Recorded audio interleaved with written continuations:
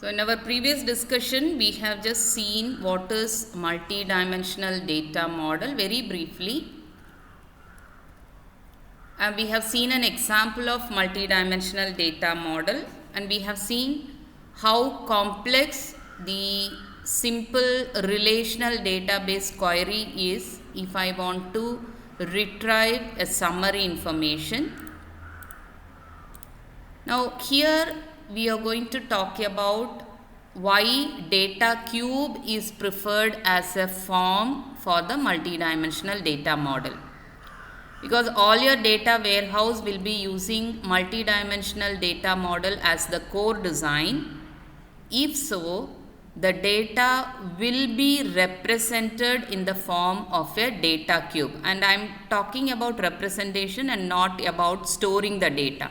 Of course, the data will be stored in a two-dimensional table, but the multidimensional data model will be viewing the data in the form of data cube and not in the form of table. I repeat, the data will be stored as a two-dimensional data table. As you see in your PGSQL, you have seen lots of tables, you have created lots of tables with rows and columns. Your tables will be stored in the data warehouse as a two-dimensional format, but the multi-dimensional data view will be in the form of data cube. Now we are going to discuss why we have selected data cube as a form. Observe this example. This example is having a two-dimensional view of a sales of an electronic shop, and this is according to two dimensions. One is time, the other one is item. One is time and the other one is item. And the sales from all the branches have also been located, and the measure is displayed in dollars, right? So what is the amount sold, right? So this is the amount sold. These are the different items. These are the different items, and these are the different time we have taken. And this is based on only one particular location. So in this particular location, in Q1, the home entertainment products are sold for this much amount. The computer is sold for this much amount, and so on. That is how the data is represented. Now suppose, say for example, if I want to add one more dimension. Here I am having only two dimensions. What are the two dimensions? Time and items. Time and items. I am having only one location. So for this location, I have taken two dimensions. Suppose, say I want to add another dimension, which is going to be the location. So how your data will be represented? The different locations, and for each location the time and the products or the items, and for this location the time and the products, and for this location time and the products. So just for three dimensions itself, your data view is becoming very complex. Now imagine you are going to add the branches, you are going to add the employees. So if you are going to add two more dimensions, obviously this is going to become very, very complex. So what we are going to do, instead of representing the data, or instead of having this form of data, I use the term form, this form of data, I am going to represent it as a data cube. Now observe here, the data cube, I have time, I have location, and I am having item. So three dimensions I have used in the data cube. So each cell in the data cube will be representing the amount sold for a particular item for a particular quarter in particular location. So each cell each cell will be representing the amount sold. Now you can observe here, instead of viewing the data like this, if you view the data in this format, it becomes more simple and it is more readable also. So the user or the analytical tool can easily understand how this data can be represented and how this data can be understood based on different dimensions. That is the advantage of using the data cube, right? And this is going to be a 4-dimensional data representation. So the 3 dimensions will be represented using a data cube. Now if you want to add the 4th dimension, what is the 4th dimension I have added here? I am adding the 4th dimension as supplier. Now what you are going to do? For each supplier, I am going to have different data cubes, right? For supplier 1, I am having one data cube. For supplier 2, I am going to have another data cube, and for 3, I am having another data cube. So this particular cell will be representing the amount sold for one item, for one particular quarter, and for particular location by one particular supplier. And again, if you want to have in this data itself, if you want to have another dimension, you can add one more data cube that will be representing the next dimension. So like that, any number of dimensions can be represented easily by a data cube. And remember, the data will not be represented with a single data cube. It will be having more data cubes depending upon the number of dimensions. That is why data cube is preferred as a form viewed by the multidimensional data model. So when you have different dimensions, the data cube will be represented in cuboids. It will be represented as cuboids, and you can see here the base cuboid. The base cuboid will be having all the 4 dimensions: the time, item, location, supplier. If you have all these 4 dimensions together, we call it as base cuboid, and all the data together will be called as apex cuboid. If you don't have any dimension, if you take only one single value, we are going to take it as a apex cuboid. And if you have only one dimension, time alone, item alone, location alone, supplier alone, then it is one dimensional cuboid. And if it is going to be 2 dimensions taken, time and item together or time and location together, then it becomes 2-dimensional cuboid. If you have 3 dimensions, we call it as 3-dimension cuboid. And since in my example I have the maximum dimension I have used is 4 dimension, so if you have all the 4 dimensions together represented, it becomes 4-dimensional cuboid, which you call as base cuboid. Suppose if you have 5 different dimensions, then you will have next level also here. In the next level, you will have 5-dimension cuboid. The 5-dimension cuboid becomes the base cuboid for that particular data. So always the 0 dimension, which is a granular value, right? Without any dimension, if you take a single value, then it becomes the apex cuboid.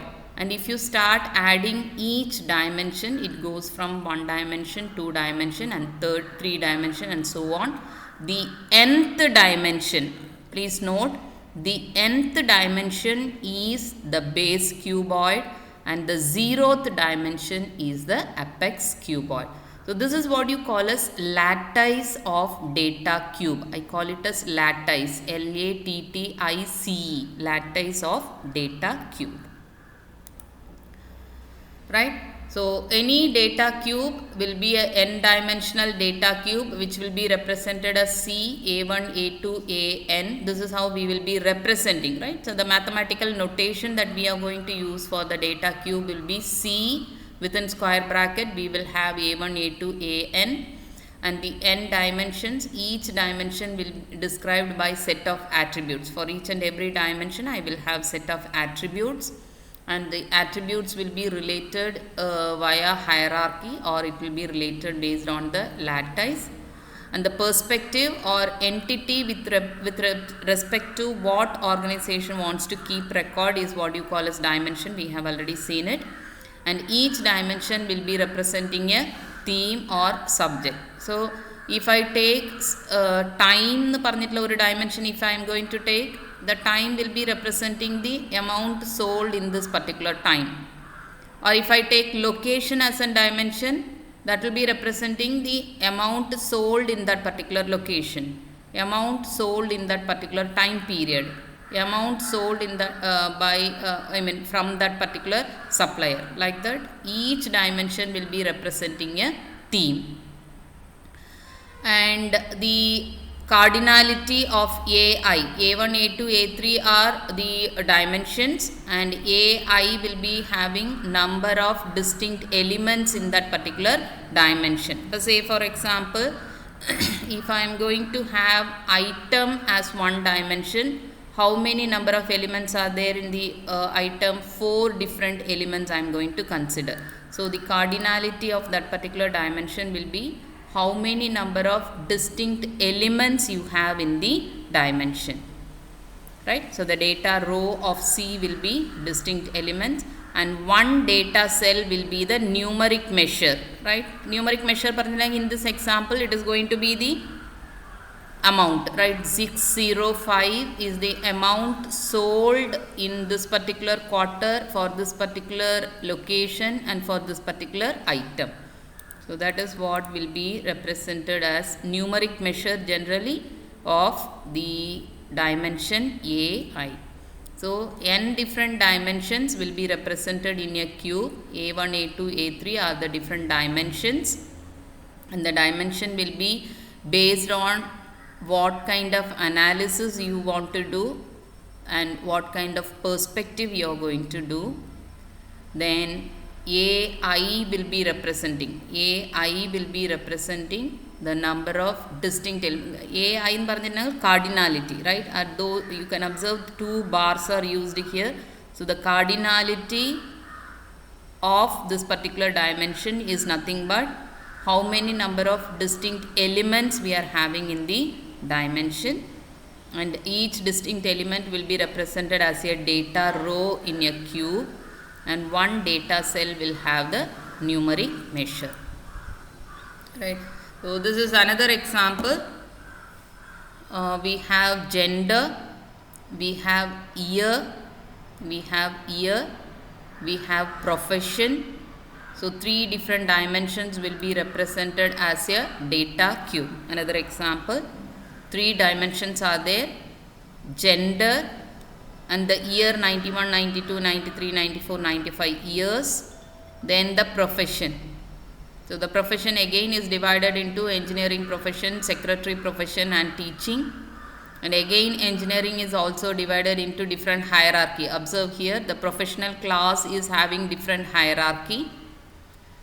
In the same way, gender is also having different hierarchy. So if you have this kind of data, it will be represented like this. Observe here, the year is represented as one dimension, and the profession is represented as another dimension, and the gender is represented as different dimension. And when you have hierarchy in the dimension, right, gender is divided into 2 different dimensions, hierarchy, male and female. So that is represented as 2 joined data cubes. So this is one data cube and this is another data cube. So each cell will be representing, suppose if you take this particular cell, number of employees in the year 91 who are chemical engineers are male, right? So male chemical engineers in year 91. If you take this particular value 289, it is going to be female chemical engineers in the year 92. Or if you take this particular value, it is going to be male high school teachers. This value says how many number of male high school teachers in the year 94. So rather than having this particular representation, data cube will give you a much clear understanding about the summary value. So that is why we prefer data cube. So this is another diagrammatic representation of data cube. And if you have data cube, so this data cube will be represented in a database using different dimension table and the fact table. So this is what we have to understand in the multidimensional data model, how the multidimensional data model is represented in the form of data cube. If so, how these data is represented inside the database. Now if you take the, let me complete the dimension modeling also. If you take the dimensional modeling, the dimension modeling will provide a lot of semantic information, right? So when you take a particular dimension like time, different perspective you are going to use. So when I say different perspective, obviously it is going to be some kind of meaningful information. So sales based on time, you are going to get a meaningful information. Sales based on a particular branch, you get a meaningful information. So always your dimension will provide a lot of semantic information in the data, and it can be represented as a hierarchical model also, and it is generally used for structuring the data based on the business concept. So that is what I gave you an example of. If a sales report, if you want to analyze, you are not going to analyze only for a particular year. Maybe you want to analyze based on weekly report also. So your dimension modeling gives you a very structured approach on the business concept, and it structures numeric measures and dimensions. So the summary value is what you call as measures, and the different dimensions are also used. Right? So this is how we will be representing the dimension model. Year will be represented like this, gender or sex can be represented like this, and the profession. So for that example, the dimension modeling is given here. Then your multidimensional model will have a data cube, and the data cube will have measures as well as dimension, and each dimension can have hierarchy, and for each hierarchy I can have different levels, and each dimension will have different dimension attributes also. Dimension attributes means, for example, or a location parna or dimension different attributes say that location 1, location 2, location 3. That is what you call as dimension attribute. So any multidimensional data model can be represented in the form of data cube. The data cube contains two information. What are they? The different dimensions and the different summary measures. And these dimensions will have its own attributes, and it can be represented in different levels, or it can be represented using different hierarchy also. So this is how any multidimensional data model will look like. So if you have this multidimensional data model, this is how the data warehouse architecture will be available. This is where the multidimensional data model is residing. All the data sources are below the data warehouse. This is the bottommost layer. You will have all the data sources, from where the data will be extracted and transformed and loaded. ETL, I told you ETL. So here from the data sources, the data will be extracted, transformed and loaded into the data warehouse, from where the OLAP engine is the one which will be using analytical processing tools. So these tools will be retrieving the data from the data warehouse, and it will be given for analysis here. So this server will be just retrieving the data in different styles, right? We will be discussing what are the different style or fashion of retrieving the data, the different operations it will be applying, and from where it will be retrieving the data. Then these retrieved data by the analytical tool will be given for data mining. The data mining will be doing the analysis, then it will be giving the presentation which can be viewed by the executors. So this is a simple architecture. So this architecture shows you like where exactly your multidimensional data model is residing. So this is where it is residing. Now in the next session we will be discussing how this data warehouse is retrieving the data and what it is doing with the multidimensional data model. All those things we will be discussing here, and what are the different engines available, different types of OLAP engines available, what are the different operations I can perform on this multidimensional data model. We will be discussing in the next session.